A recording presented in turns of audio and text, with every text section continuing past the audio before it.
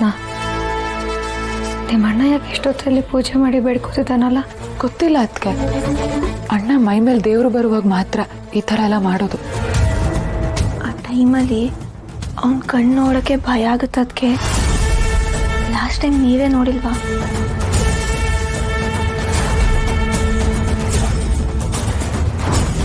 ಊಟ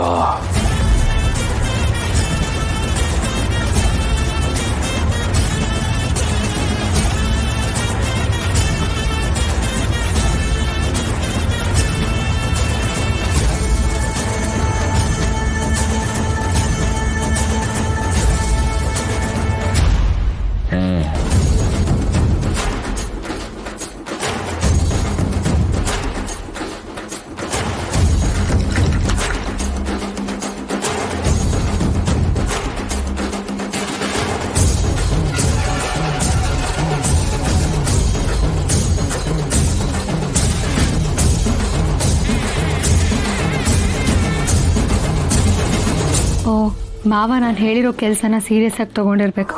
ಅದಕ್ಕೆ ಹೀಗೆ ಮೆಂಟಲಿ ಪ್ರಿಪೇರ್ ಆಗ್ತಿದ್ದಾನೆ. ಹೆಣ್ಣಿನ ಮೇಲೆ ಇಷ್ಟೊಂದು ಗೌರವ ಇರೋದಕ್ಕೆ ಶ್ರದ್ಧೆಯಿಂದ ಅವ್ರನ್ನ ಬಿಡಿಸೋ ಕೆಲಸಕ್ಕೆ ಮಾವ ಬರ್ತಿರೋದು. ಎಲ್ರಿಗೂ ಇಂಥ ಮನಸ್ಸಿರ್ಬೇಕು, ಇಂಥ ಹುಡುಗನೇ ಸಿಗಬೇಕು.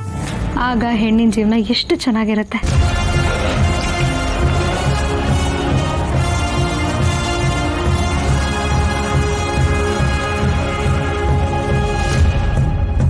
ಹೊಡೋಣ.